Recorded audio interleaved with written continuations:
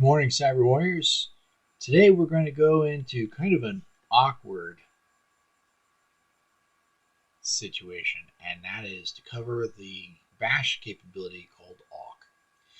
And no, it's not because it is awkward. Let's get right to it, shall we? In spite of awk being the first part of awkward, it is anything but. It is an extraordinarily powerful and elegant tool that you can use like a scalpel in a lot of different situations. Let's dive straight on in, shall we?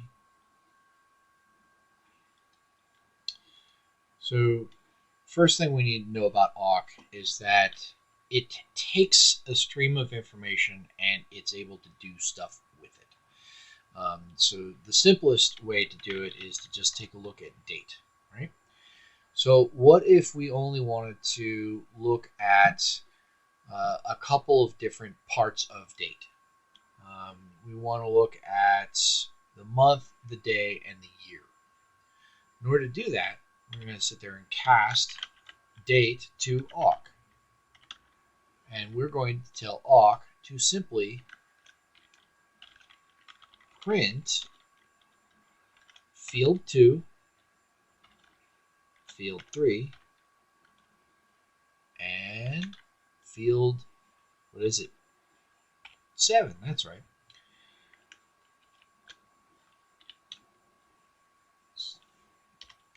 And there you have it. It's pretty simple. It takes it, cuts it up, kind of like cut does, but it does it a little bit more intelligently. And we can do a bunch of different formatting things in here where, for example, we want to create an output format, and that would be OFS, all caps. And we're going to put an equal, kind of like we're assigning a variable, and then quotes, and a dash, and quote, and boom. And you see that? October 29th, 2022. Excellent. You can change some of those things as well. And there's also, you don't have to do those different fields in order. I'll show you that. And then there's also something called a begin statement, which processes this thing before even starting to look at the different fields. So we're going to do that again, and down in front, we need to tell it begin. This is all caps. And print the current date, colon, end quote, squirrely brace, and now we have, it's going to do this portion first, and then it'll take a look at the rest and complete that. See? Simple. Oh, and I told you I was going to change the order of these things. So let's do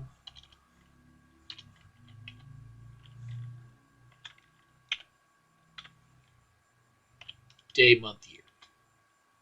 See? You can swap those around just however you feel like doing. So that's just a couple of different examples of where you could do some awk. But let's take a look at that login defs file again and look at some of the stuff that we're looking at before. So let's do awk, and we're going to search for, and this is how you set up a search string, is you give it a /, and we want the beginning of this, and that's the end of our search string. So where normally with grep you would put it in quotes, in awk you put it in the /. And we're going to print $0. So if 1 is the first column or first field, 2 is the second field, 3 is the third field, What do you think 0 is? Now, if you said 0 is the entire line, you'd be absolutely correct.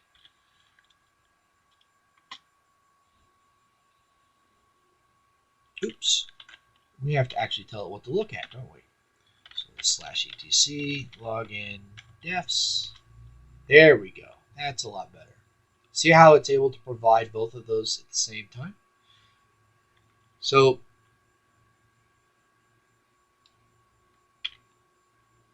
we can actually do something a little bit different. We could do field 1 and field 2. Looks all the same, right? Well, it's not. See how they're actually collapsed in closer? So there's no big gap here anymore because it took out that separator. And if we take a look at just the second field, it's able to do it correctly, where cut couldn't. See, cut has got some limitations that awk doesn't have. It automatically reads all of those blanks as a column or field separator, where cut can't see that properly. It can only look for a single character to exclude or use as a field delimiter. You can actually use a field delimiter in awk. So let's clear this real fast. And cat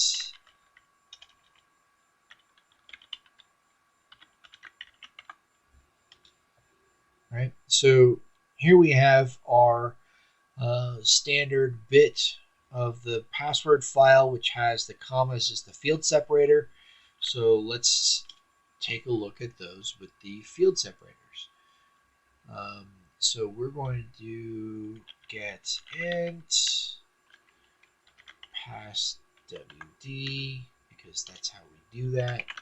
Pass it to awk. And we're going to give it a capital F here. And that colon is our field separator. It's not like capital F equal or whatever, unless you want an equal sign as your field separator. But that right there tells it the field separator is the colon. And then we take a look at, oops, and we're just going to print field 1 and field 2. Nope, sorry. Field 3. So you see that it has all of the system names and user names with their user ID right behind it. So what if we only want to look at where the user accounts are over 1,000? We can actually put an if statement in here. Let's open up a little space. So if, and the user ID is field 3. So if field 3 is greater than or equal to 1,000, print those same fields. Now we have it limited to all of the users, except for this one here. Nobody. Remember our login defs? The login defs, let's take a look at those again right here. Oops, I keep forgetting I have to do it with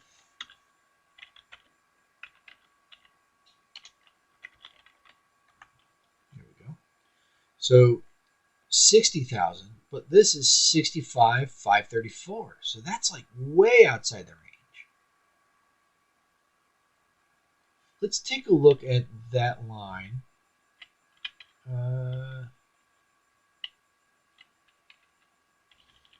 The whole line there, and see what we can do to exclude nobody, because we don't want nobody.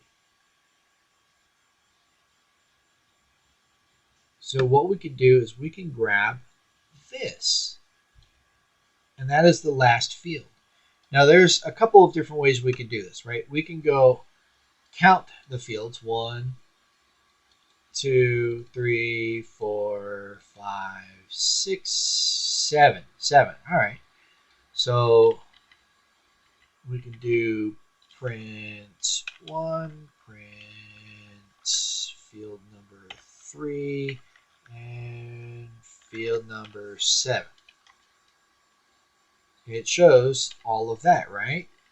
Or we can do something called an F for no field is in the last field, and it gives us the same result. So that just makes it, if you know something is at the very end of something, awk allows you to print that final column no matter what number it is, and you don't have to know the number. Makes it easy. But what we want to do is we want to take it to where that field number 7 there is not this. So let's copy that, and we're going to add another if statement. If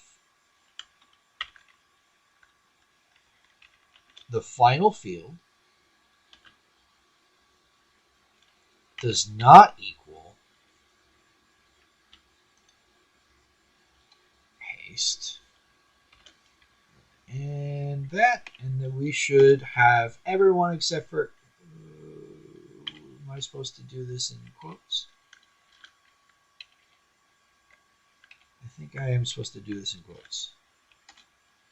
There we go. See, now nobody no longer is there at the top. It's all gone. So that's an easy way to exclude a user account that we know isn't going to be a user account.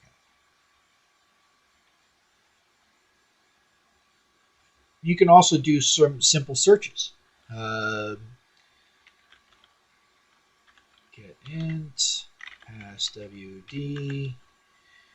We're going to look for 1000. And print first field. Oops.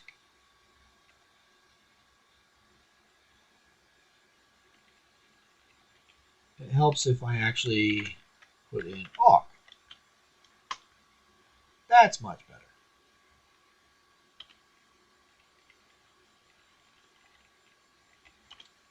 We can do some simple regular expressions, and it'll pull up a bunch of that stuff.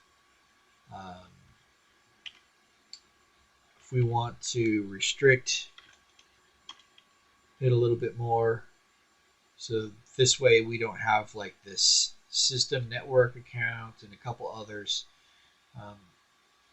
You notice that it's printing the entire line. It's because we don't have a field separator. So if we add our field separator, it just prints the usernames.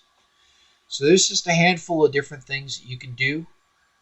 And you can also search for, you can anchor it the same way that you would with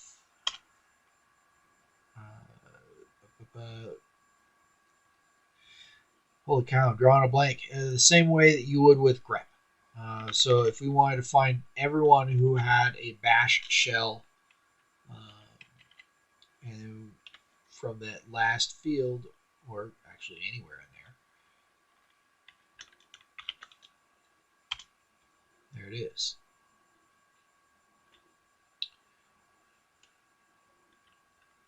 Let's see. We can anchor it.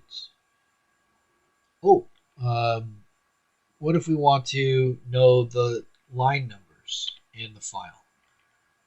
So we can actually do that.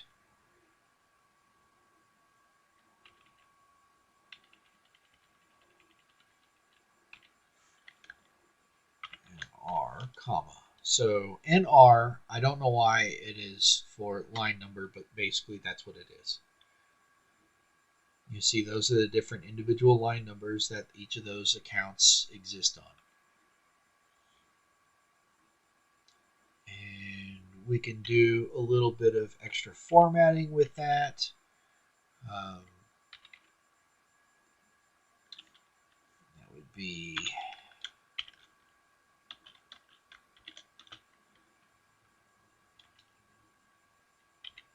oops, there's an extra. There it is. Oh, I did it the same way. Interesting.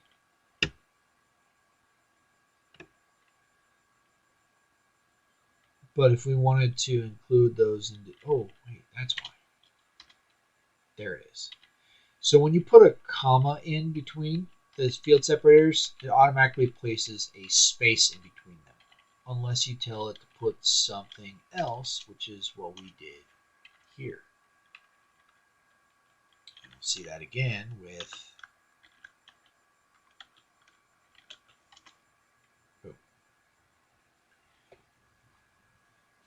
So there's just a couple of handy ways to sit there and use awk where you can pull out different things. For example, if you just want to pull out the users,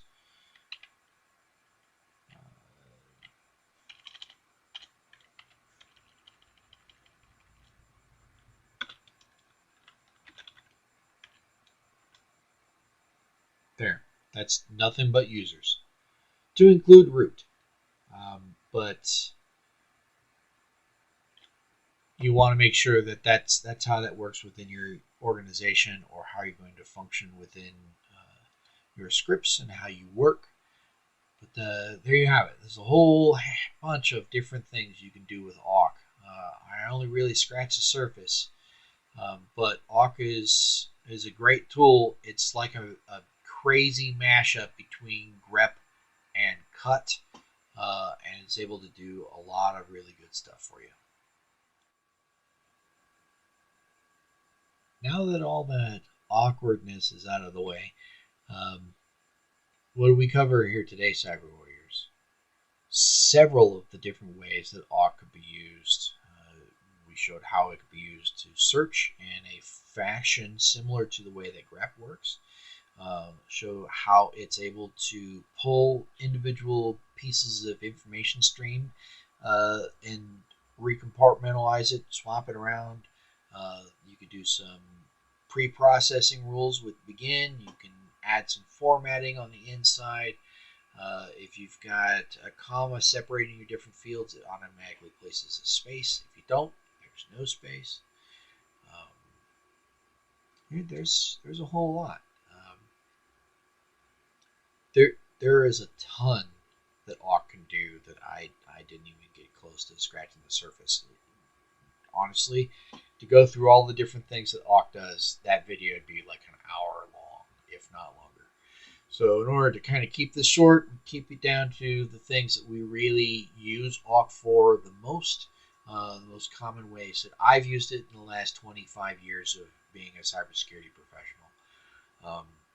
But anyway, as per always, I hope you learned something. Happy hunting, and I'll see you in the next video.